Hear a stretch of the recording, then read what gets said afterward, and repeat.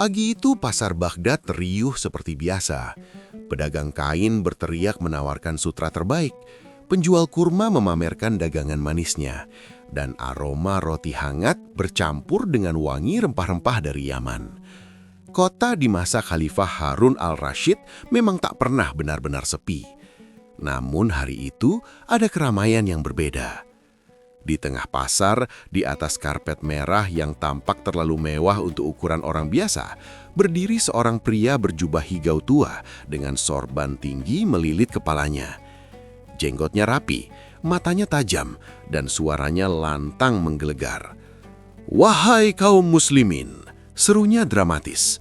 "Dengan izin Allah dan doa khusus yang diwariskan turun-temurun, aku mampu menggandakan uang kalian dalam satu malam." Kerumunan langsung bergumam. Ada yang ternganga, ada yang mengangguk-angguk penuh harap. "Bagaimana caranya, Tuan Ulama?" tanya seorang pedagang minyak dengan mata berbinar. Pria itu tersenyum tipis, seperti orang yang sudah bosan melihat keajaiban. "Letakkan uangmu dalam peti khususku. Aku akan membacakan doa rahasia semalaman. Besok pagi, uangmu menjadi 2 kali lipat." Beberapa orang saling pandang. 2 kali lipat dalam semalam. Di sudut pasar, seorang pria tua berjanggut putih dengan jubah coklat lusuh sedang mengamati sambil memakan kacang rebus. Dialah Abu Nawas, sosok yang lebih sering terlihat santai daripada serius. Kalau benar bisa menggandakan uang, gumamnya pelan. Kenapa sendalnya tetap bolong sebelah? Seorang anak kecil yang berdiri di dekatnya tertawa kecil mendengar gumaman itu. Namun kerumunan semakin padat. Si ulama mengeluarkan sebuah peti kayu berukir indah. Ia membukanya perlahan, memperlihatkan bagian dalam yang kosong. "Masukkan uangmu, saksikan sendiri besok pagi." Seorang pedagang kain yang sudah lama merugi maju dengan ragu. Ia menyerahkan sekantung koin emas. Orang-orang menahan napas. Ulama itu memasukkan kantong ke dalam peti, menutupnya lalu mengangkat kedua tangan tinggi-tinggi sambil membaca doa panjang yang terdengar sangat rumit. Beberapa orang mulai terharu, entah karena doa atau karena membayangkan uang mereka akan beranak pinak. Abu Nawas menguap kecil. Doanya panjang sekali. Kalau uangnya jadi banyak, apakah doanya juga harus 2 kali lebih panjang? Seorang lelaki di sebelahnya mendengus kalau tanya. "Kau ini selalu bercanda, Abu Nawas. Ini perkara serius." Abu Nawas mengangguk pelan. "Justru karena serius, aku tidak ingin tertawa sendirian nanti." Menjelang sore, peti itu dikunci dan disegel.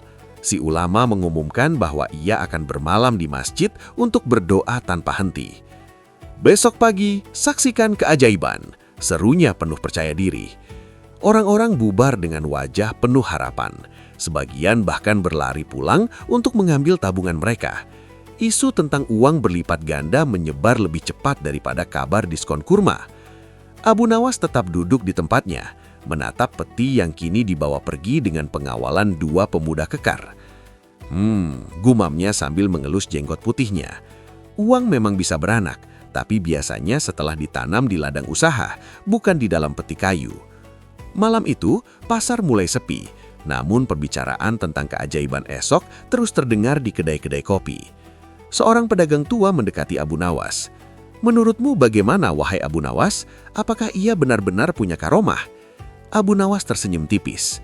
"Aku belum tahu apakah ia punya karomah, tapi yang jelas ia punya peti yang terlalu menarik untuk tidak dicurigai." Pedagang itu mengernyit. "Apa maksudmu?" Abu Nawas berdiri perlahan. "Besok pagi aku akan ikut menyaksikan. Bahkan mungkin aku juga akan menggandakan uangku." "Menggandakan?" tanya pedagang terkejut. Abu Nawas tertawa kecil. "Ya, menggandakan rasa ingin tahuku." Ia melangkah pergi dengan santai, meninggalkan pasar yang kini sunyi, namun penuh harapan besar. Sementara itu, di kejauhan si ulama palsu tersenyum dalam gelap, yakin bahwa seluruh Baghdad sudah berada dalam genggamannya. Ia tak sadar, ada satu orang tua berjubah coklat lusuh yang justru sedang menggenggam rencana yang lebih besar. Dan esok hari, bukan hanya uang yang akan diperiksa, melainkan juga kejujuran. Pagi itu, sebelum matahari sepenuhnya naik, halaman Masjid Agung Baghdad sudah dipenuhi orang. Desas-desus tentang keajaiban semalam menyebar cepat seperti aroma roti hangat yang baru keluar dari tungku. "Katanya uangnya benar-benar jadi 2 kali lipat," bisik seorang wanita kepada temannya. "Kalau begitu, aku akan menjual kambingku hari ini juga," jawab yang lain dengan mata berbinar. Di serambi masjid, peti kayu berukir itu sudah diletakkan di tengah-tengah kerumunan. Si ulama berjubah hijau berdiri di sampingnya dengan wajah tenang, seolah-olah ia baru saja berbincang santai dengan malaikat semalaman.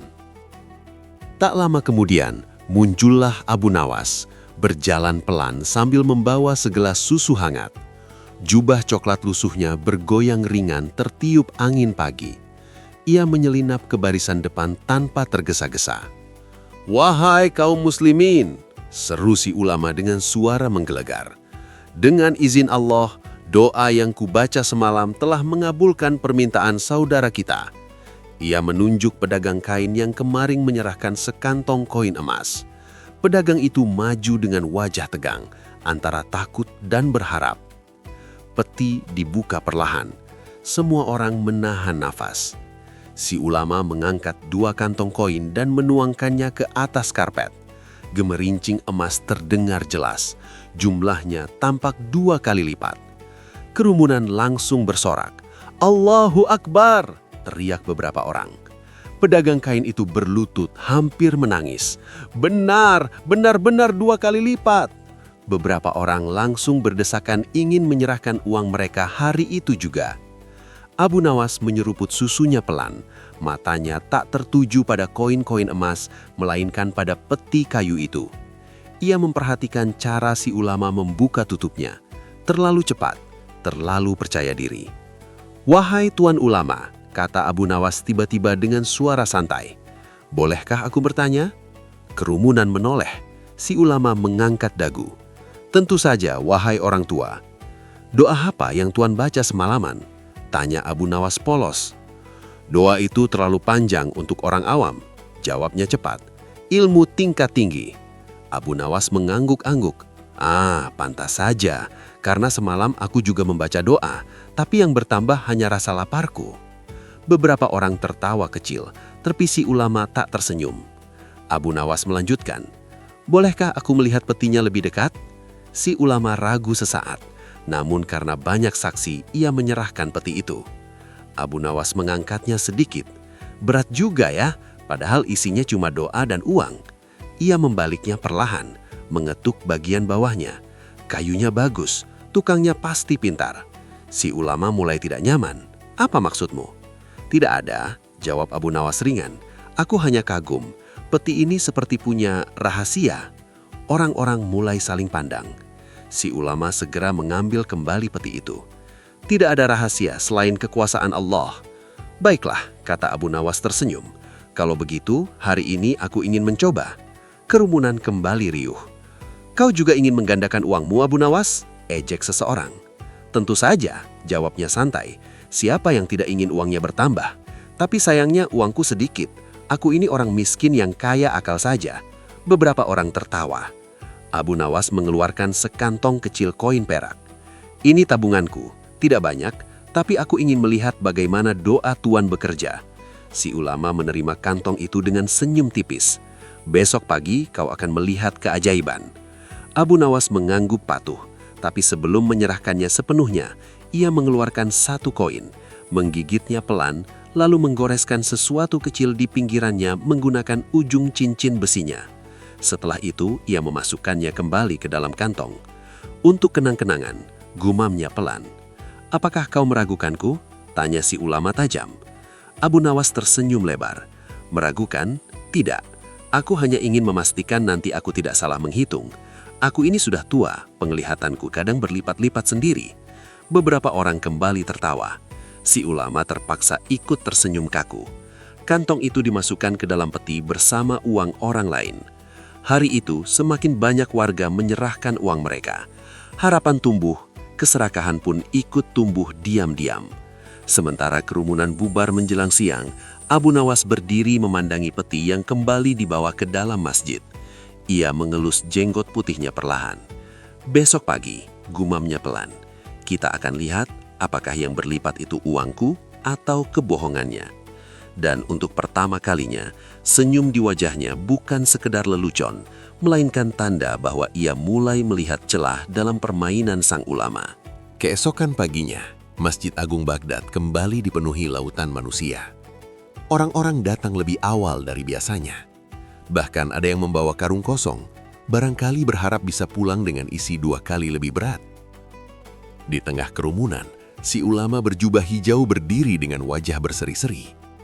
Peti kayu berukir itu sudah berada di hadapannya, tertutup rapat seperti rahasia yang menunggu untuk diumumkan. Tak lama kemudian, muncullah Abu Nawas dengan langkah santai. Kali ini ia membawa sepotong roti dan keju, seolah sedang piknik, bukan menyaksikan keajaiban.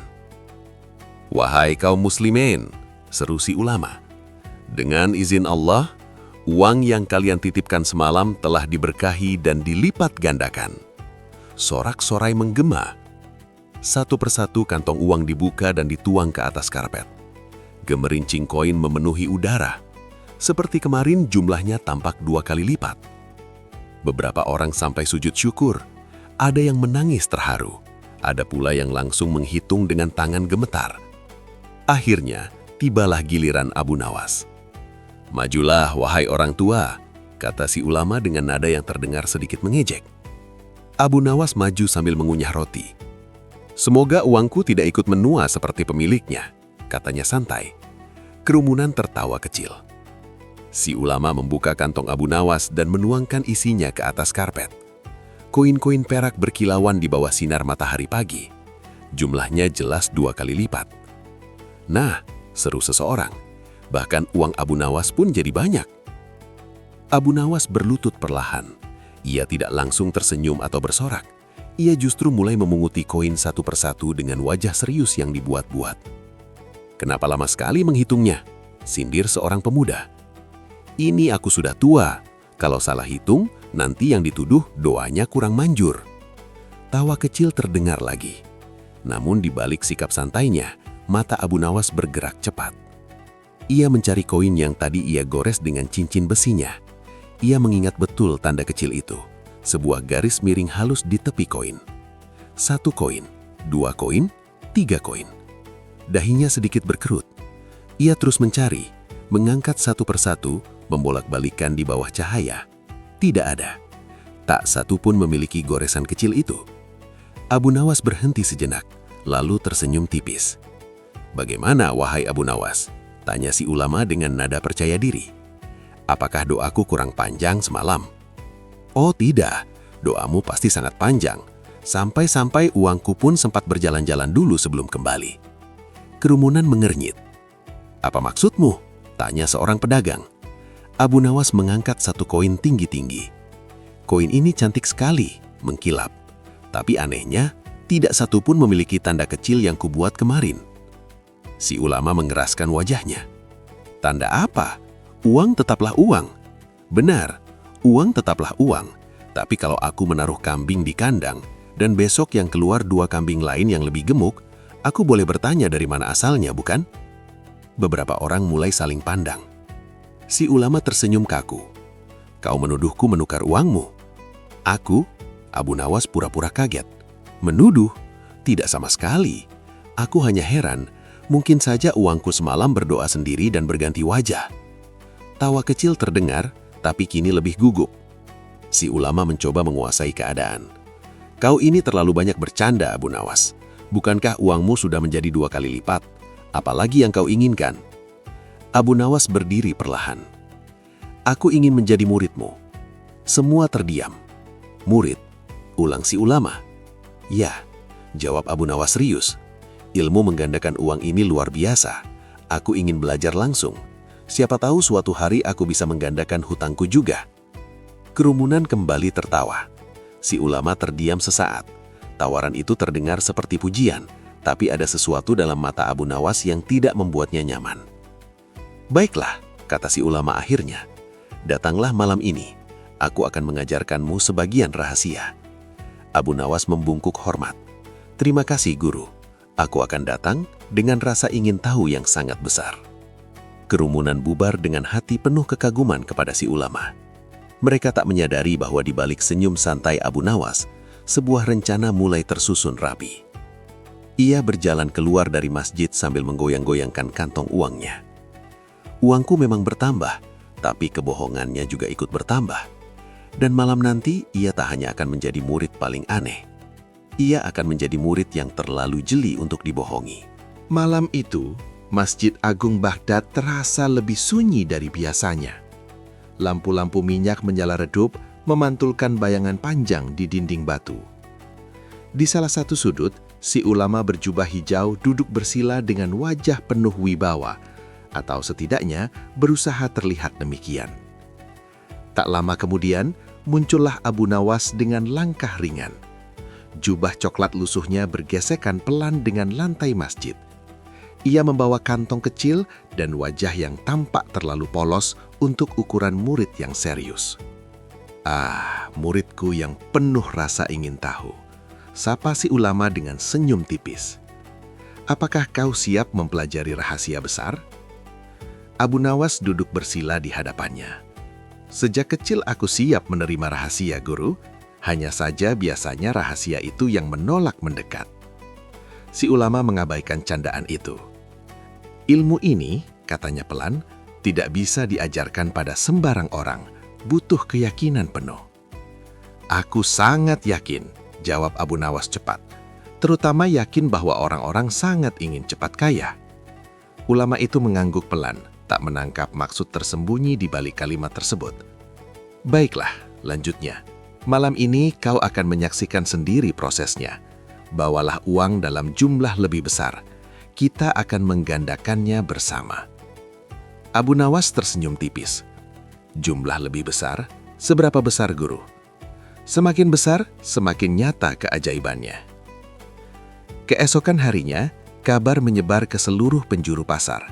Abu Nawas, si tua jenaka itu, akan menggandakan uang dalam jumlah besar sebagai murid resmi sang ulama sakti. Orang-orang kembali heboh. Mereka penasaran, apakah Abu Nawas yang terkenal cerdas itu benar-benar percaya? Sore harinya, di hadapan kerumunan yang lebih besar dari sebelumnya, Abu Nawas datang membawa kantong yang tampak berat. Ia bahkan terengah-kungah sedikit saat meletakkannya di depan peti kayu berukir itu. Berapa isinya? Tanya seseorang. Cukup untuk membeli kebodohan dalam jumlah besar, jawab Abu Nawas santai. Kerumunan tertawa, mengira itu hanya gurauan biasa. Si ulama membuka peti dengan gerakan penuh percaya diri. Kantong Abu Nawas dimasukkan ke dalamnya. Doa panjang kembali menggema. Suaranya lebih dramatis dari sebelumnya, mungkin karena jumlah uangnya lebih banyak. Namun kali ini, Abu Nawas memperhatikan dengan lebih teliti. Ia berdiri agak dekat, seolah-olah ingin belajar. Matanya menelusuri setiap gerakan tangan sang ulama, setiap sentuhan pada peti kayu itu.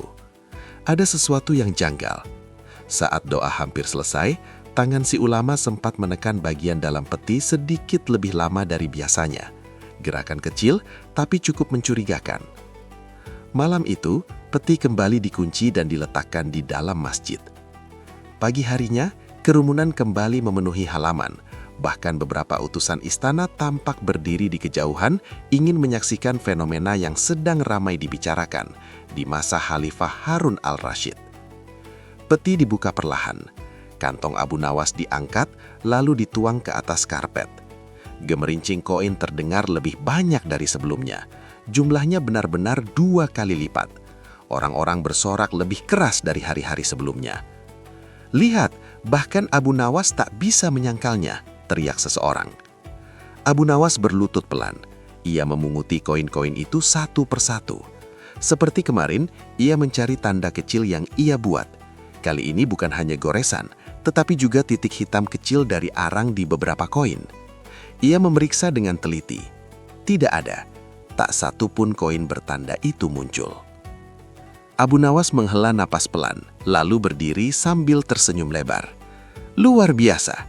Uangku benar-benar berkembang. Tentu saja, seru si ulama bangga. Ya, berkembang menjadi uang orang lain. Kerumunan mendadak hening. Si ulama menegang. Apa maksudmu lagi? Abu Nawas mengangkat satu koin tinggi-tinggi. Kemarin aku memberi tanda gores. Hari ini aku memberi tanda arang, tapi tak satu pun kembali padaku. Beberapa orang mulai gelisah. Mungkin tandanya hilang, celetuk seseorang. Abu Nawas tersenyum tipis. Kalau begitu, doanya bukan hanya menggandakan uang, tapi juga menghapus tanda. Tawa kecil terdengar, namun kini disertai bisikan curiga. Si ulama berusaha tersenyum. Kau ini selalu mencari-cari alasan. Abu Nawas menatapnya tajam, tapi tetap santai. Tidak, guru. Justru aku ingin membuktikan bahwa ilmumu benar-benar sempurna. Ia menoleh ke arah kerumunan. Besok, katanya lantang, aku akan menggandakan uang dalam jumlah terbesar yang pernah ada di Baghdad. Semua terperangah. Si ulama menelan ludah, tapi tak bisa mundur. Baiklah, aku siap. Abu Nawas membungkuk hormat, senyumnya makin lebar. Bagus, gumamnya pelan, karena besok bukan hanya uang yang akan berkembang.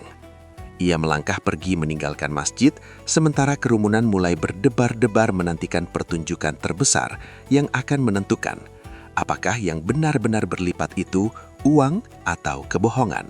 Sejak pengumumannya yang menggelegar kemarin, seluruh Baghdad seperti tersambar petir kabar sensasi. Abu Nawas akan menggandakan uang terbesar sepanjang sejarah. Begitu orang-orang berbisik di pasar, di kedai kopi, bahkan di depan rumah mereka. Sebagian menganggap Abu Nawas akhirnya menyerah dan benar-benar percaya pada ilmu sang ulama. Sebagian lagi justru merasa ada sesuatu yang sedang ia rencanakan. Sore itu, Abu Nawas terlihat berjalan menuju rumah seorang saudagar kaya yang terkenal pelit namun sangat takut rugi. "Wahai Tuan Saudagar," sapa Abu Nawas santai setelah dipersilahkan masuk. "Aku datang membawa kabar menggembirakan." Saudagar itu menyipitkan mata. "Biasanya kalau kau yang membawa kabar, aku justru kehilangan uang." Abu Nawas tertawa kecil. "Tenang saja, kali ini justru uang Tuan bisa bertambah 2 kali lipat." Mata si saudagar langsung berbinar. "Benarkah? Bukankah Tuan sudah mendengar tentang ulama yang bisa menggandakan uang?" tanya Abu Nawas ringan. "Tentu saja, tapi aku belum berani mencoba." "Nah," kata Abu Nawas sambil duduk santai, "besok aku akan menyerahkan uang dalam jumlah besar. Jika berhasil, Tuan bisa menyaksikan sendiri. Jika gagal, Tuan bisa menertawakanku seumur hidup." Saudagar itu terdiam berpikir. "Berapa besar maksudmu?" "Sebesar yang membuat si ulama tak bisa tidur nyenyak," jawab Abu Nawas dengan senyum tipis. Akhirnya setelah negosiasi panjang dan sedikit rayuan cerdik, saudagar itu setuju meminjamkan sekantung besar koin emas dengan syarat akan mendapat bagian dari hasilnya. Malamnya, Abu Nawas diam-diam menemui beberapa pedagang yang sebelumnya menjadi korban. "Aku butuh bantuan kalian," katanya pelan. "Besok pagi datanglah lebih awal. Perhatikan setiap gerakan si ulama. Jangan hanya melihat uangnya." "Apakah kau yakin bisa membongkarnya?" tanya salah satu pedagang cemas. Abu Nawas tersenyum santai. "Aku tidak yakin, tapi aku yakin satu hal. Kebohongan sebesar itu pasti punya kaki yang goyah." Keesokan harinya, halaman masjid jauh lebih penuh daripada hari-hari sebelumnya. Bahkan kabar ini sampai ke telinga istana pada masa Khalifah Harun al-Rashid, sehingga beberapa pengawal kerajaan terlihat berdiri mengamati dari kejauhan. Si ulama berjubah hijau tampak percaya diri, meski ada sedikit kegelisahan di balik sorot matanya. Abu Nawas datang membawa karung besar yang diangkut 2 orang pemuda. Orang-orang berdecak kagum melihat jumlahnya. "Berapa isinya, Abu Nawas?" teriak seseorang. "Cukup untuk membeli kejujuran kalau ada yang menjualnya," jawabnya santai. Tawa kecil terdengar, tapi ketegangan terasa lebih tebal dari biasanya. Si ulama membuka peti kayu itu. Kali ini petinya terlihat sama seperti sebelumnya. Ukiran indah, kayu tebal, tutup berat. "Masukkan uangnya," kata si ulama dengan suara berusaha mantap. Karung besar itu dimasukkan ke dalam peti. Bunyi koin beradu terdengar nyaring. Ulama mulai membaca doa panjang seperti biasa. Suaranya menggema dramatis, tangannya bergerak ke sana kemari di atas peti. Namun kali ini Abu Nawas berdiri sangat dekat. Matanya tidak berkedip sedikit pun. Beberapa pedagang yang telah diberitahu juga memperhatikan dari sudut berbeda. Selesai doa, peti dikunci rapat. Besok pagi, seru si ulama lantang, kalian akan menyaksikan keajaiban terbesar. Kerumunan bersorak. Namun saat orang-orang mulai bubar, Abu Nawas tidak langsung pergi. Ia berdiri memandangi peti yang kini diangkat masuk ke dalam masjid. "Guru," katanya pelan namun terdengar jelas. "Agar lebih adil, bagaimana kalau malam ini peti dijaga bersama, supaya doanya tidak terganggu oleh tangan-tangan usil?" Si ulama terdiam sejenak, wajahnya menegang. "Tentu saja tidak perlu, aku sendiri yang akan berjaga." Abu Nawas mengangguk perlahan. "Bagus, karena malam ini aku juga akan berjaga." Kerumunan kembali berbisik. Si ulama memaksakan senyum. "Mengapa kau begitu khawatir, muridku?" Abu Nawas tersenyum lebar. "Bukan khawatir, aku hanya ingin memastikan besok yang berlipat benar-benar uangku, bukan cerita." Mata mereka bertemu sejenak. Untuk pertama kalinya, si ulama tampak benar-benar tidak nyaman. Dan di balik senyum santai Abu Nawas, rencana itu kini hampir matang. Malam ini bukan sekedar malam doa. Malam ini adalah malam pembuktian. Malam itu, langit Baghdad bersih tanpa awan. Bulan menggantung seperti lentera raksasa, seakan ikut ingin menyaksikan pertunjukan yang akan menentukan nasib banyak orang. Di dalam Masjid Agung, peti kayu berukir itu diletakkan di tengah ruangan. Karung besar berisi koin emas milik Abu Nawas berada di dalamnya. Jumlahnya tidak main-main, cukup untuk membuat siapapun sulit tidur. Di satu sisi ruangan, si ulama berjubah hijau duduk bersila dengan wajah sok tenang.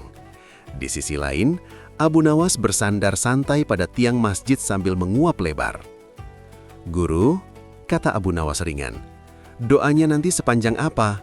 Aku ingin menyiapkan camilan." Beberapa orang yang ikut berjaga tertawa kecil. Si ulama menarik napas dalam. "Ilmu ini bukan untuk ditertawakan." "Benar," jawab Abu Nawas cepat.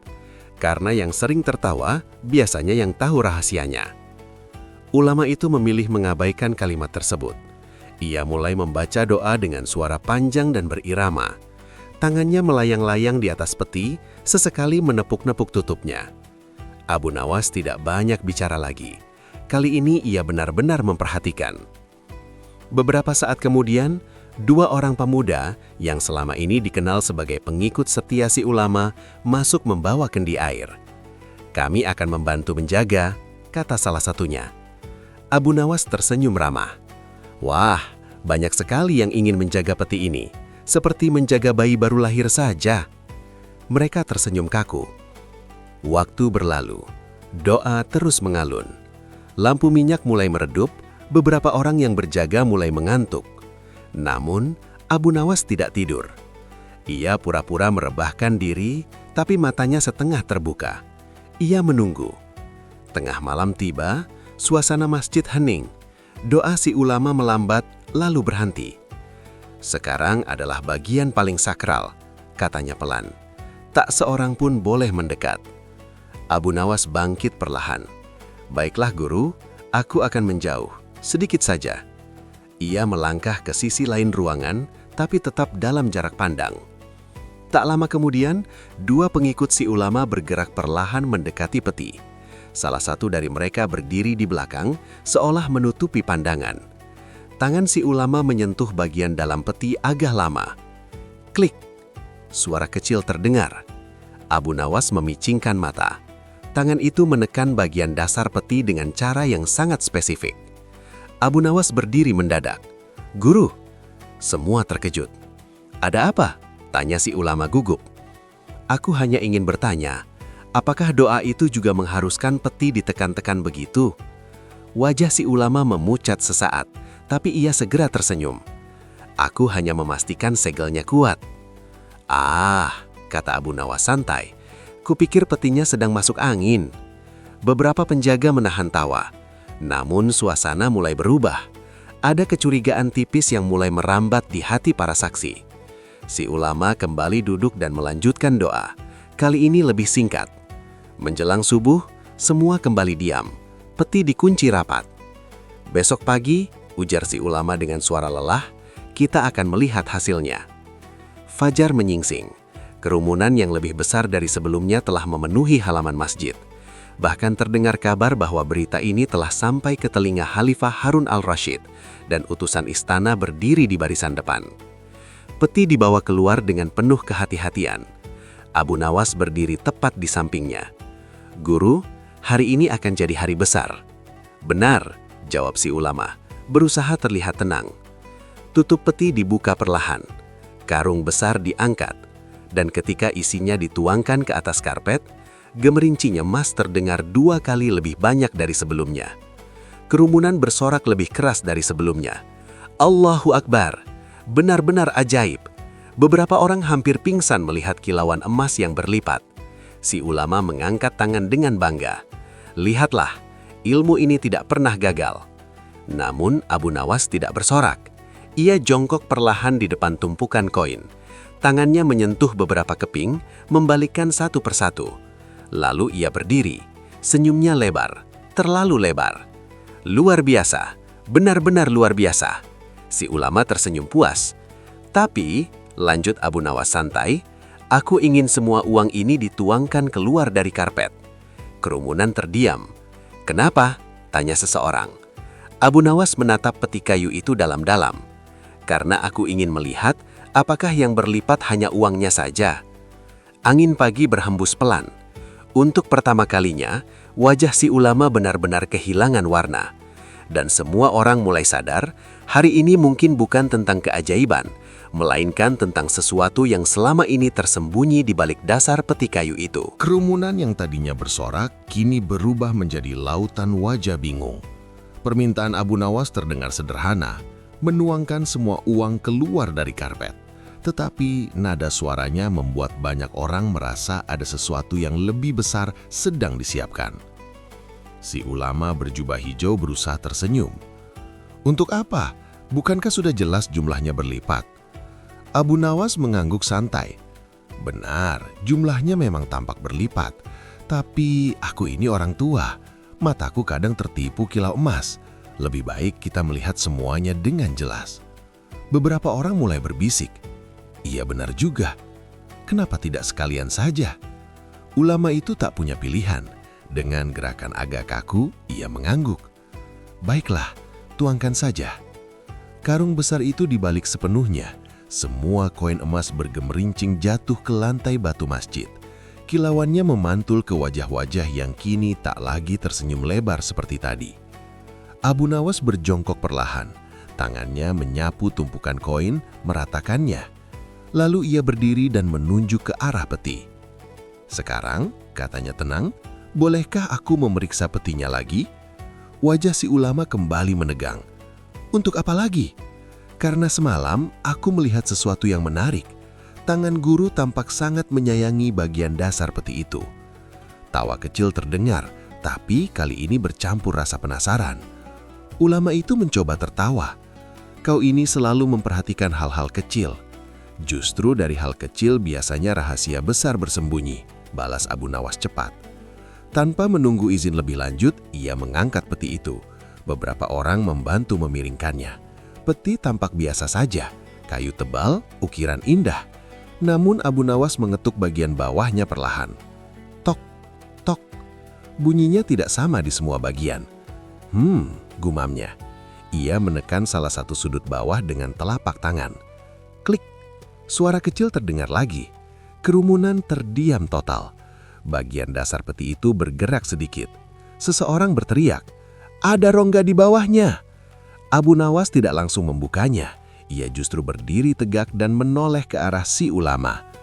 "Guru," katanya lembut, "apakah doa juga membuat kayu menjadi berongga?"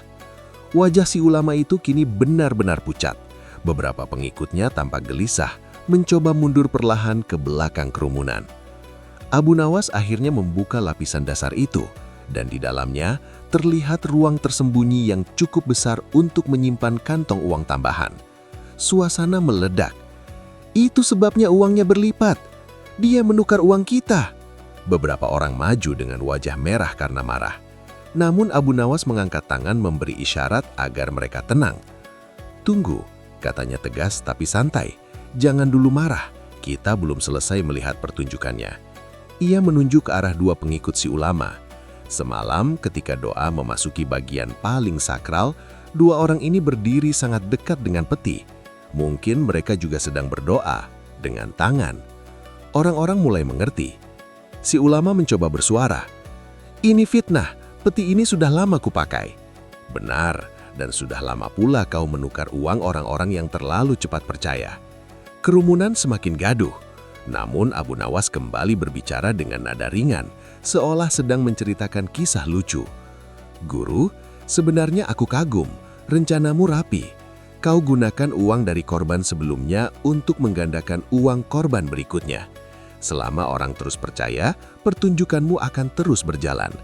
Beberapa orang yang sebelumnya bangga kini tertunduk malu.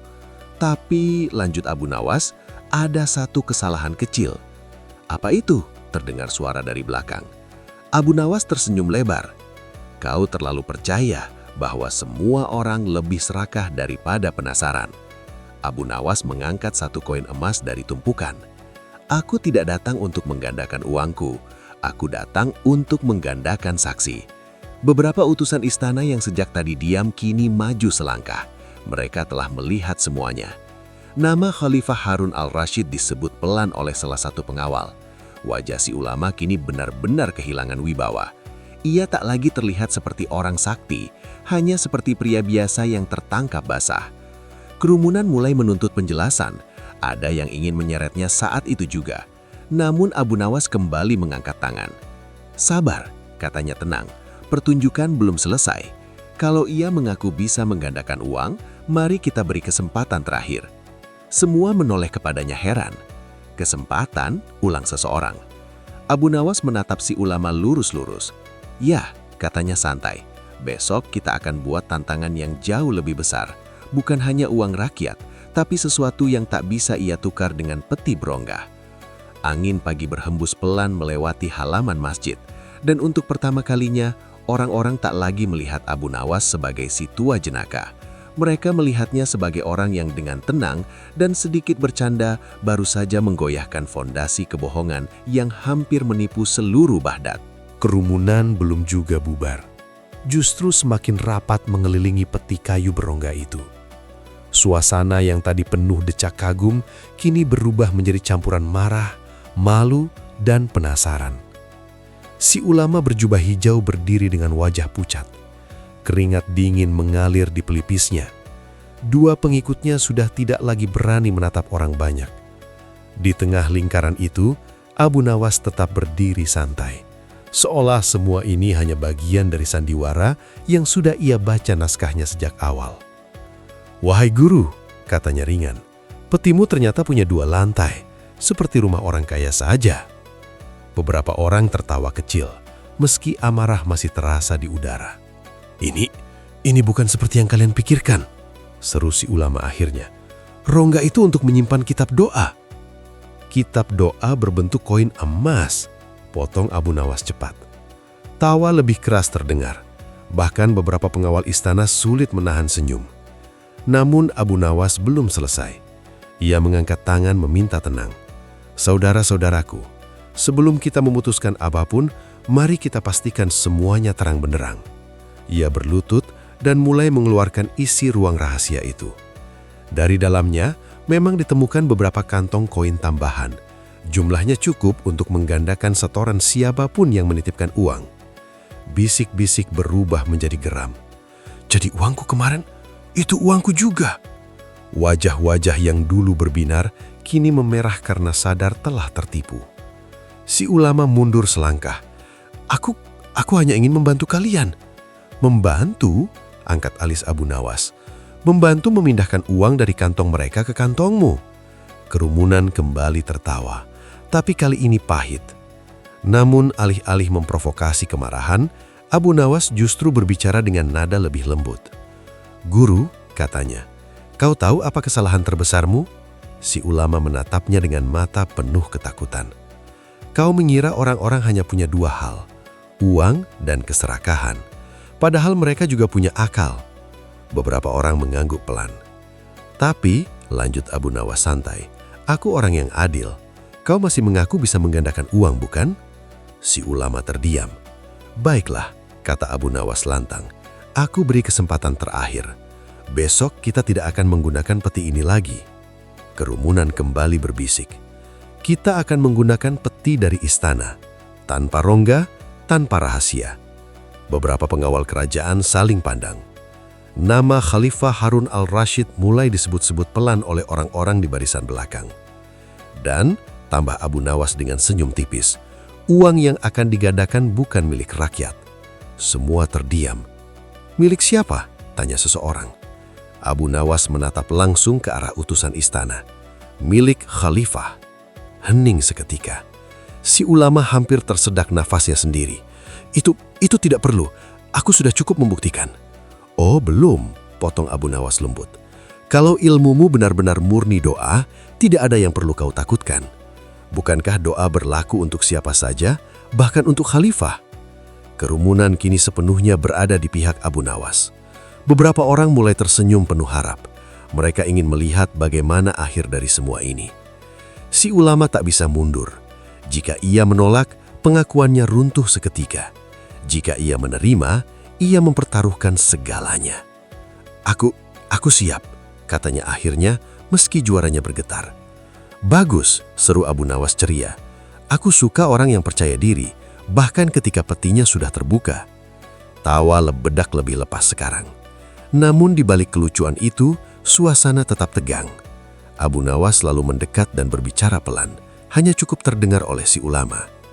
Kau masih punya kesempatan untuk jujur malam ini. Mengaku sebelum semuanya sampai ke telinga khalifah. Si ulama menatapnya antara takut dan keras kepala. Aku tidak bersalah, gumamnya. Baiklah, kalau begitu, besok kita biarkan kebenaran yang berbicara. Ia berdiri tegak dan menoleh ke kerumunan. Saudara-saudaraku, besok pagi kita akan berkumpul di halaman istana, bukan lagi di masjid. Kita akan melihat apakah doa benar-benar bisa menggandakan uang tanpa bantuan kayu berongga. Sorak kecil terdengar, berupa rasa penasaran daripada kegembiraan. Orang-orang mulai bubar perlahan, namun kali ini mereka tidak pulang dengan angan-angan cepat kaya. Mereka pulang dengan satu pelajaran kecil. Keajaiban yang terlalu mudah biasanya punya harga tersembunyi. Sementara itu, si ulama berdiri sendirian di samping peti kayu yang kini terbuka rahasianya.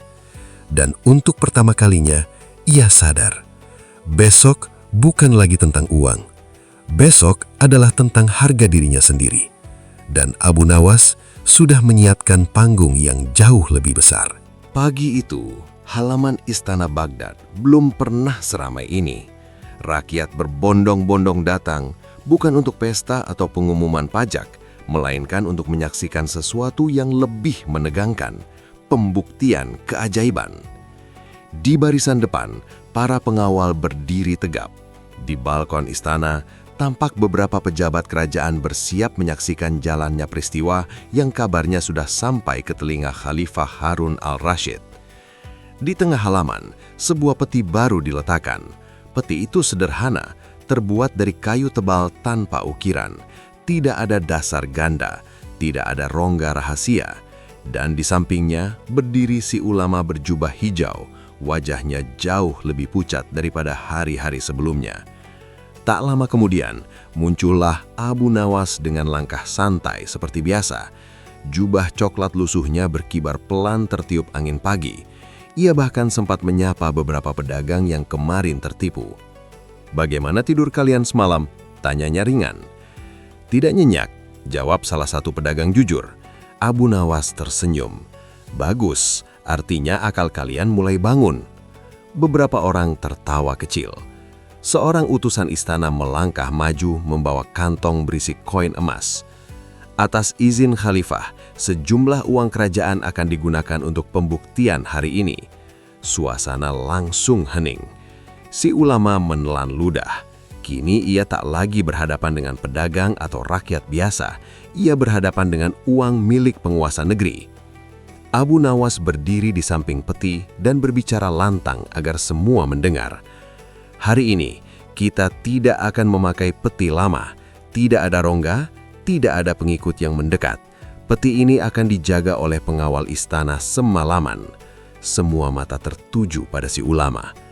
"Guru," katanya santai, "silakan mulai doamu seperti biasa." Ulama itu mencoba menarik nafas panjang dan berdiri tegak. Baiklah, dengan izin Allah, ia memasukkan kantong emas ke dalam peti. Tutupnya ditutup rapat, kunci diserahkan kepada pengawal istana. Tak ada kesempatan untuk menyentuh bagian dasar, tidak ada ruang untuk trik. Doa panjang kembali mengalun, suaranya bergetar tipis, tapi tetap dramatis. Abu Nawas berdiri di sampingnya, kali ini tidak bercanda. Ia hanya memperhatikan wajah si ulama, wajah seseorang yang sedang mempertaruhkan kebohongan terakhirnya. Malam itu, peti disimpan di ruangan dalam istana, dijaga ketat. Tidak ada seorang pun yang boleh mendekat, termasuk si ulama sendiri. Keesokan paginya, kerumunan kembali memadati halaman istana. Semua menahan nafas saat peti dibawa keluar. Abu Nawas berdiri dengan tangan terlipat santai. "Guru," katanya pelan namun terdengar jelas, "sekarang kita lihat apakah doa bekerja tanpa bantuan kayu." Kunci dibuka, tutup peti diangkat, kantong emas diambil dan dituang ke atas kain putih. Gemerincing koin terdengar, namun tidak sebanyak yang diharapkan. Jumlahnya sama, tidak bertambah satu keping pun. Kerumunan langsung bergemuruh. "Itu tidak bertambah, jumlahnya sama." Si ulama mundur satu langkah. Ini pasti karena aku tidak berdoa di masjid, tempatnya tidak suci." Abu Nawas tersenyum pelan. "Bagus, artinya akal kalian mulai bangun." Beberapa orang tertawa kecil. "Baiklah," lanjut Abu Nawas santai. "Kemarin kau bilang ilmumu murni doa. Hari ini tempatnya berubah, petinya berubah, penjaganya berubah, dan hasilnya pun berubah." Wajah si ulama kini benar-benar kehilangan wibawa. Namun Abu Nawas belum selesai.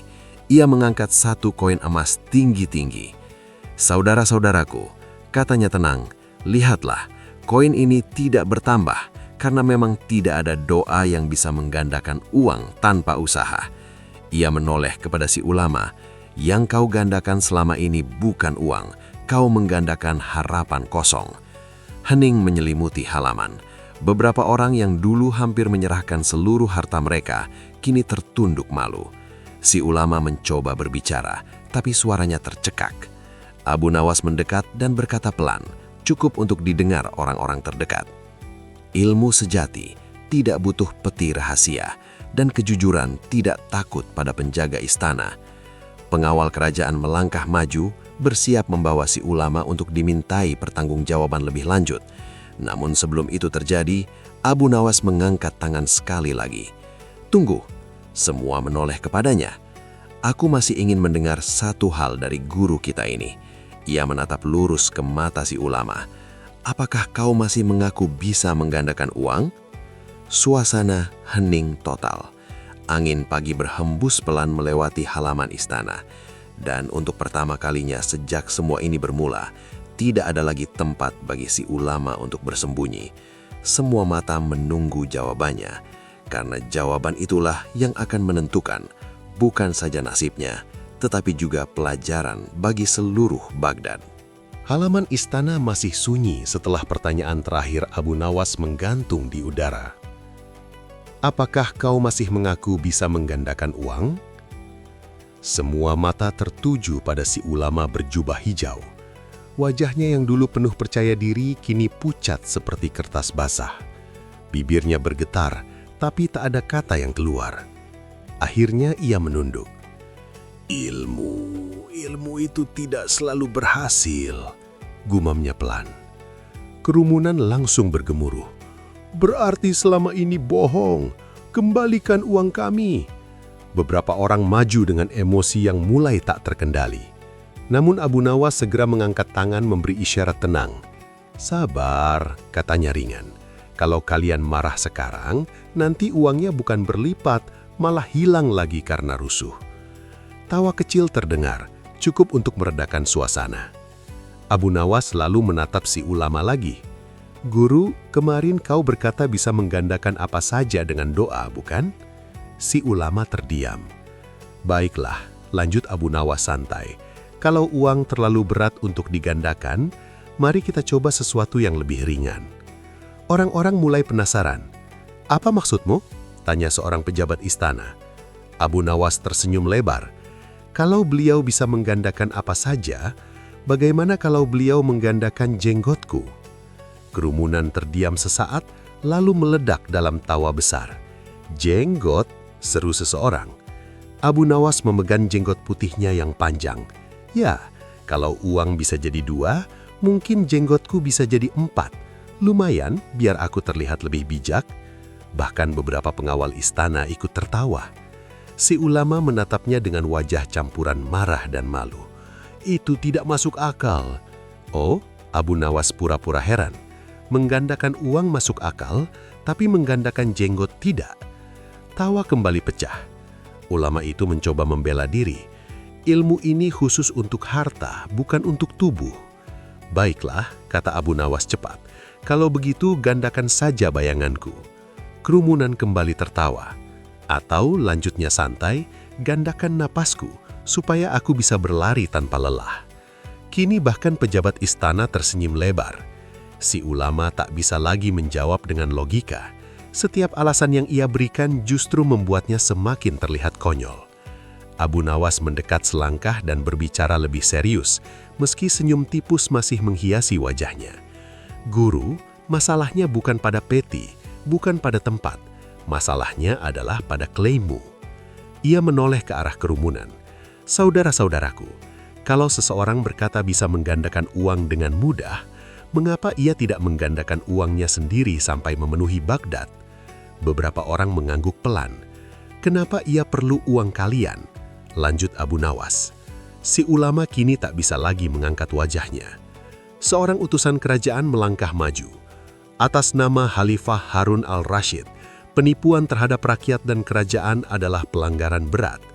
Kerumunan langsung hening. Namun sebelum pengawal membawa si ulama pergi, Abu Nawas kembali berbicara. Sebentar, semua menoleh lagi. Aku punya satu pertanyaan terakhir untuk guru kita. Si ulama mengangkat wajahnya perlahan. Kalau kau benar-benar punya doa yang bisa menggandakan, mengapa kau tidak menggandakan kejujuranmu? Hening. Kata-kata itu lebih tajam dari tuduhan manapun. Si ulama menutup mata sesaat, bahunya jatuh lemas. Aku salah. Akhirnya ia berbisik. Kerumunan terdiam, tak lagi marah, hanya kecewa. Abu Nawas mengangguk pelan. Nah, itu baru keajaiban, menggandakan kesadaran dalam satu kalimat. Beberapa orang tersenyum pahit. Pengawal istana mendekat untuk membawa si ulama ke dalam istana guna mempertanggungjawabkan perbuatannya. Namun kini suasananya tidak lagi seperti hendak menghukum seorang penyihir hebat, melainkan seseorang yang tertangkap karena terlalu percaya diri pada kebohongannya sendiri. Sebelum dibawa pergi, si ulama sempat menoleh pada Abu Nawas. "Kenapa kau tidak membongkarku sejak awal?" tanyanya lirih. Abu Nawas tersenyum santai. "Karena kalau aku membongkar kau terlalu cepat, orang-orang mungkin masih ingin percaya padamu." Ia menepuk bahu pria itu ringan. Kadang-kadang orang harus melihat sendiri petinya terbuka, supaya akalnya ikut terbuka. Kerumunan perlahan bubar. Mereka tidak pulang dengan uang berlipat, tapi dengan pelajaran yang lebih berat. Abu Nawas berdiri sendirian di halaman istana, mengelus jenggot putihnya. "Untung jenggotku tidak perlu digandakan," gumamnya pelan. "Yang perlu digandakan di negeri ini hanya satu, akal sehat."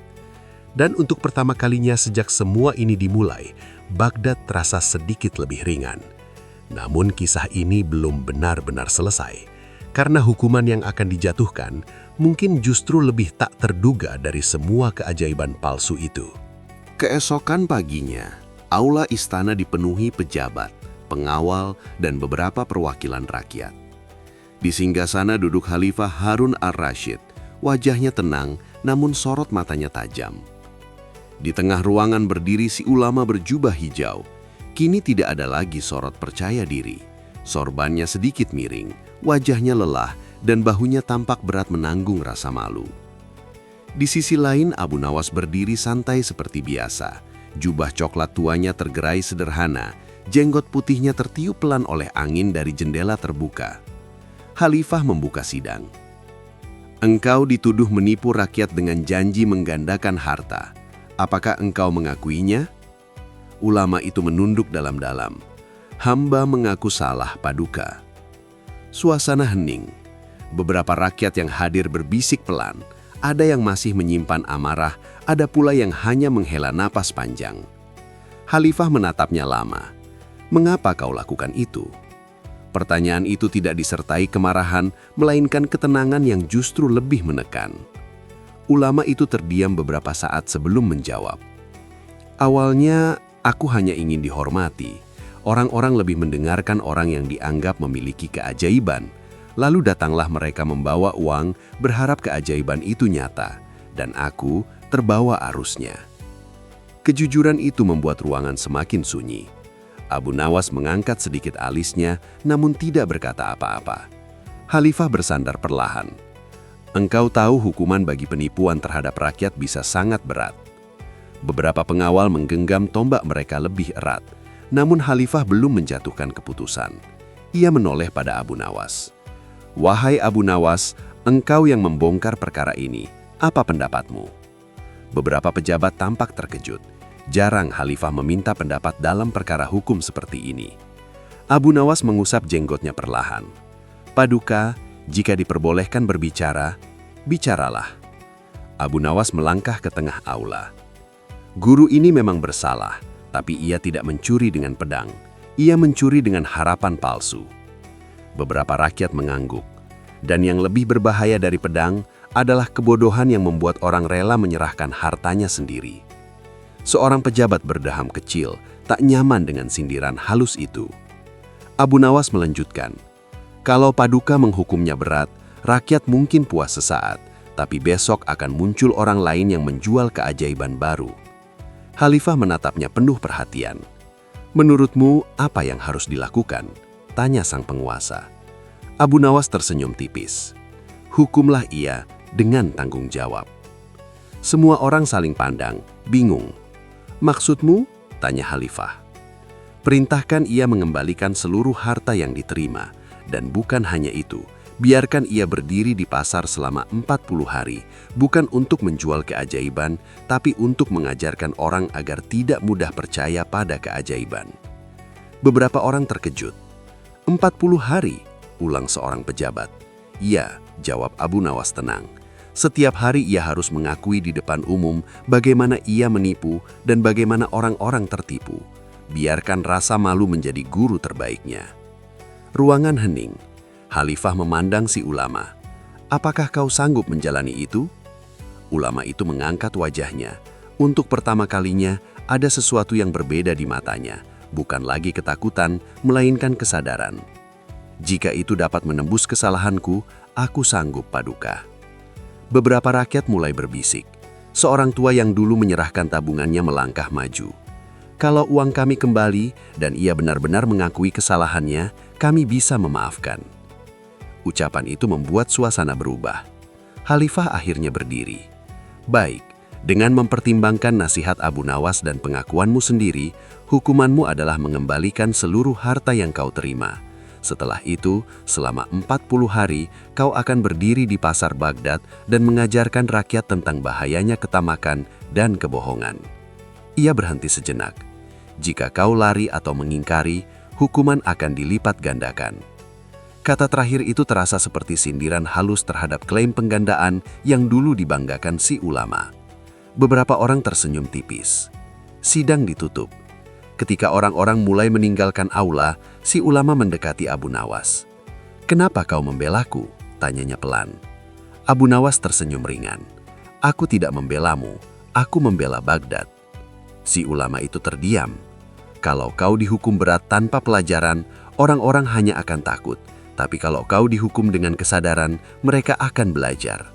Ia menepuk bahu pria itu pelan. Dan jangan coba-coba menggandakan hukumanmu sendiri. Untuk pertama kalinya sejak semua ini terjadi, si ulama tersenyum kecil. Beberapa hari kemudian, pasar Baghdad menyaksikan pemandangan yang tak biasa. Si ulama berjubah hijau berdiri di tengah keramaian, bukan dengan peti misterius, tapi dengan papan kayu bertuliskan, "Aku pernah menjual keajaiban palsu. Jangan ulangi kesalahanku." Orang-orang berhenti, mendengarkan kisahnya. Di kejauhan, Abu Nawas berdiri sambil minum teh hangat. Ia tidak ikut berbicara, ia hanya mengamati. Seseorang bertanya padanya, "Apakah menurutmu ia sungguh berubah?" Abu Nawas tersenyum tenang. Kadang manusia tidak perlu digandakan hartanya, cukup digandakan rasa malunya, maka hatinya akan tumbuh. Baghdad kembali ramai seperti biasa. Namun kini, setiap kali seseorang menawarkan keajaiban instan, orang-orang akan saling menatap dan teringat pada satu hal, bahwa akal sehat adalah satu-satunya harta yang tak bisa digandakan, tapi bisa hilang jika tidak dijaga.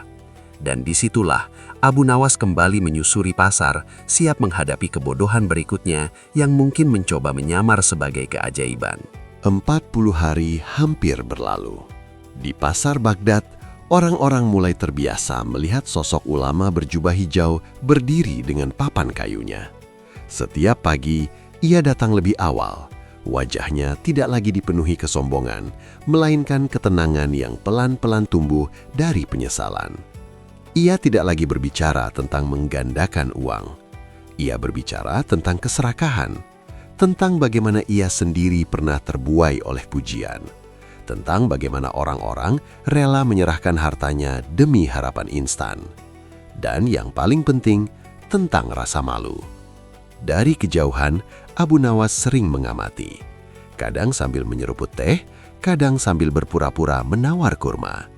Ia tidak pernah terlalu dekat, tapi selalu cukup dekat untuk memastikan semuanya berjalan sebagaimana mestinya.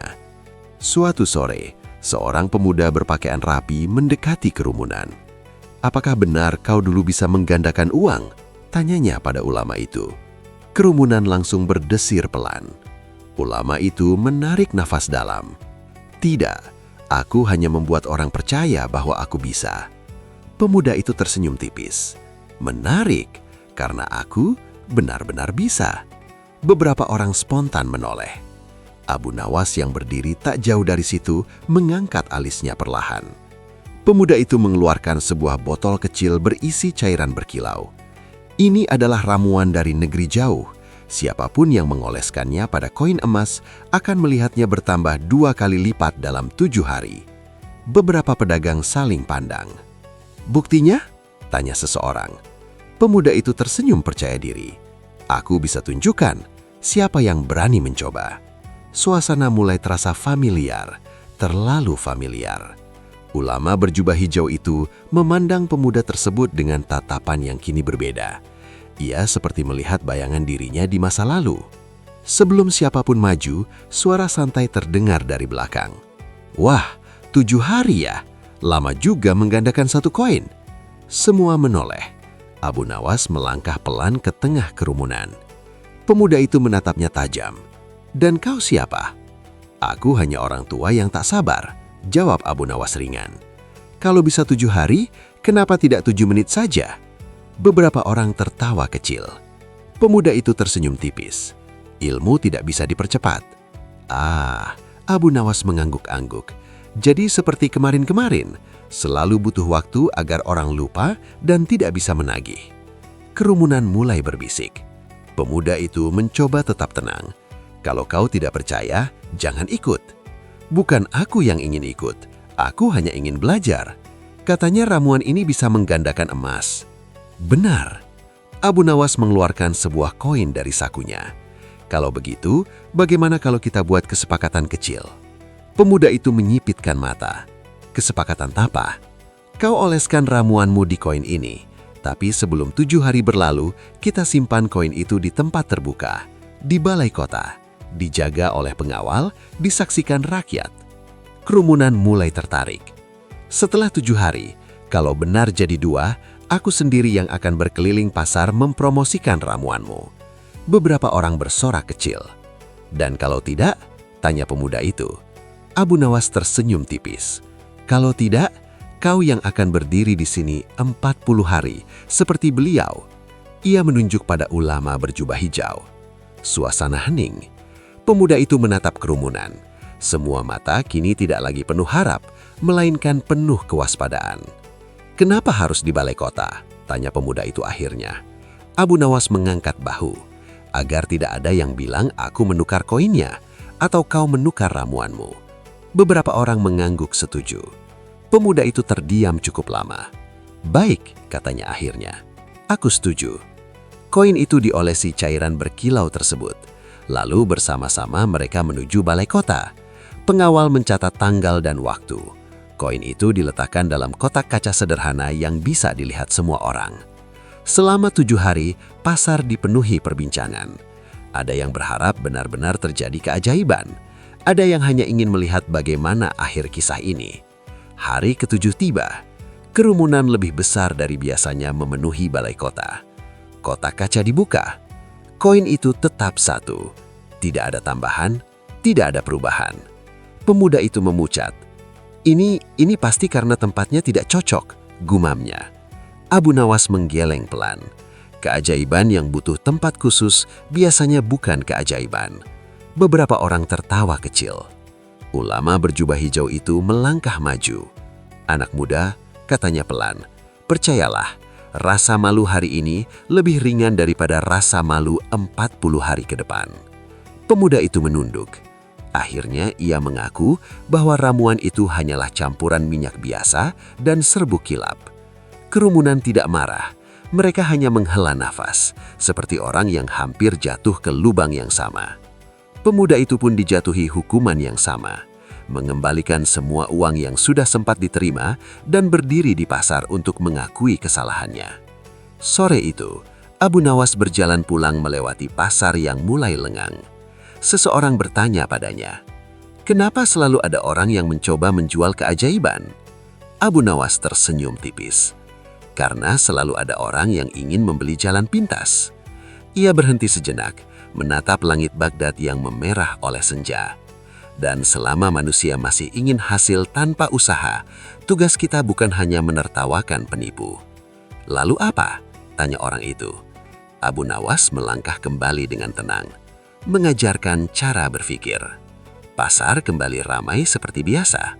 Namun kini, sebelum menyerahkan emas pada janji-janji manis, orang-orang Baghdad selalu bertanya satu hal.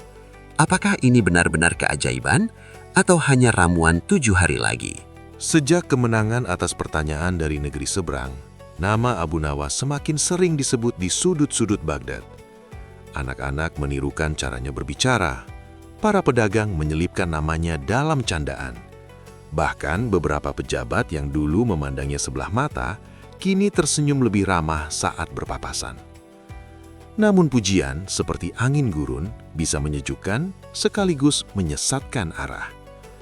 Suatu sore di pasar, seorang pemuda mendekatinya dengan wajah penuh semangat. "Wahai Abu Nawas, ajarkan aku caramu berpikir cepat. Aku ingin menjadi sepertimu." Abu Nawas tersenyum tipis. "Cepat untuk apa?" "Agar bisa menjawab semua tantangan, agar orang-orang kagum." Jawaban itu membuat Abu Nawas terdiam sesaat. Beberapa hari terakhir, ia mulai merasakan sesuatu yang tak nyaman. Setiap kali orang memujinya, ada bagian kecil dalam dirinya yang merasa bangga berlebihan. Dan bagian kecil itu tumbuh. Malam itu, ia kembali berjalan menyusuri tepi sungai Tigris. Ia teringat ucapannya sendiri di aula istana. Yang paling cepat di dunia adalah pikiran. Namun kini ia menyadari ada sesuatu yang hampir secepat itu. Hati. Pikiran bisa melesat jauh, tapi hati bisa berubah dalam sekejap. Esok paginya, sebuah kabar mengejutkan menyebar di pasar. Seorang anak pedagang roti tertuduh mencuri koin dari seorang saudagar kaya. Orang-orang sudah berkumpul mengelilinginya. Anak itu menangis, bersumpah tidak melakukannya. Saudagar itu berteriak lantang, "Aku melihatnya berdiri dekat petiku. Siapa lagi kalau bukan dia?" Kerumunan mulai panas. Abu Nawas yang kebetulan lewat berhenti. "Ada apa ini?" tanyanya. "Anak ini mencuri," seru si saudagar. Anak itu menggeleng keras. "Aku tidak mengambilnya, demi Allah, tidak." Beberapa orang mulai berbisik. "Panggil Abu Nawas, biarkan dia menyelesaikan." Kata-kata itu menusuk pelan. Biarkan dia menyelesaikan. Seolah-olah kini setiap persoalan harus lewat dirinya. Abu Nawas menarik napas panjang. Ia bisa saja langsung menggunakan kecerdikannya, menjebak si saudagar dengan pertanyaan, membuat orang tertawa, dan membongkar kebenaran. Tapi kali ini ia menahan diri. "Saudagar," katanya pelan, "berapa koin yang hilang?" 10 dinar. "Dan kau yakin anak ini pelakunya?" "Aku melihatnya di dekat petiku." Abu Nawas menoleh pada anak itu. "Kenapa kau berdiri di sana?" "Aku hanya ingin melihat roti yang dijualnya, Paman." Kerumunan semakin gelisah. Biasanya Abu Nawas akan langsung melontarkan pertanyaan tajam, tapi kali ini ia justru duduk di tanah di tengah kerumunan. "Aku ingin bertanya pada kalian semua," katanya tenang. Orang-orang terdiam. "Seberapa cepat hati kalian memutuskan bahwa anak ini bersalah?" Beberapa wajah tertunduk. Seberapa cepat kita percaya pada tuduhan orang kaya dibandingkan pada tangisan anak kecil? Suasana berubah. Saudagar itu mulai gelisah. "Apa maksudmu? Kau menuduhku berbohong." "Aku tidak menuduh," jawab Abu Nawas lembut. "Aku hanya bertanya apakah kita ingin pikiran kita cepat atau hati kita adil." Ia lalu berdiri dan berkata, "Mari kita lakukan ini dengan sederhana. Periksa semua orang yang berada di sekitar peti saat itu." Beberapa pengawal pasar membantu memeriksa. Tak lama kemudian, salah satu pengunjung yang hendak pergi berburu-buru terlihat gugup. Di balik jubahnya ditemukan 10 dinar. Kerumunan gempar. Anak pedagang roti itu menangis lega. Saudagar kaya itu terdiam, wajahnya memerah karena malu. Semua mata kembali pada Abu Nawas. "Lihat," seru seseorang, "Abu Nawas selalu benar." Namun kali ini Abu Nawas tidak tersenyum bangga. Ia menatap anak itu dan berkata pelan, "Hari ini bukan kecerdikanku yang menyelamatkanmu, tapi kesediaan kita untuk menahan hati agar tidak terlalu cepat menghakimi." Ia menoleh pada kerumunan. "Beberapa hari lalu kita belajar bahwa pikiran adalah yang paling cepat. Tapi hari ini aku belajar yang paling berbahaya adalah hati yang terlalu cepat merasa benar." Kata-kata itu menggantung di udara. Malamnya ia kembali dipanggil ke istana. Khalifah Harun al-Rashid telah mendengar kejadian itu. "Kau bisa saja membuat pertunjukan seperti biasa, tapi kau memilih cara yang berbeda." Abu Nawas tersenyum tipis. "Paduka, saya takut pada satu hal." "Apa itu?" "Saya takut menjadi orang yang terlalu cepat ingin terlihat pintar." Khalifah mengangguk perlahan. "Dan bagaimana kau mengatasinya?" Abu Nawas menjawab pelan, dengan mengingat bahwa setiap pujian adalah ujian yang menyamar. Ia membungkuk hormat lalu pamit. Di luar istana, Baghdad bersinar oleh lampu-lampu minyak. Kota itu tetap hidup, penuh cerita, penuh manusia dengan keinginan dan kelemahan. Abu Nawas berjalan menyusuri pasar yang kini mulai sepi. Ia tersenyum kecil pada dirinya sendiri. Keajaiban tidak pernah benar-benar hilang dari dunia. Ia hanya berubah bentuk. Kadang menjadi janji uang berlipat, kadang menjadi pujian, kadang menjadi tuduhan. Dan tugasnya bukan sekedar membongkar keajaiban palsu, tetapi menjaga agar pikirannya tetap cepat dan hatinya tetap lambat dalam menghakimi. Karena disitulah kebijaksanaan sejati lahir. Dan Baghdad untuk malam itu bisa tidur dengan tenang.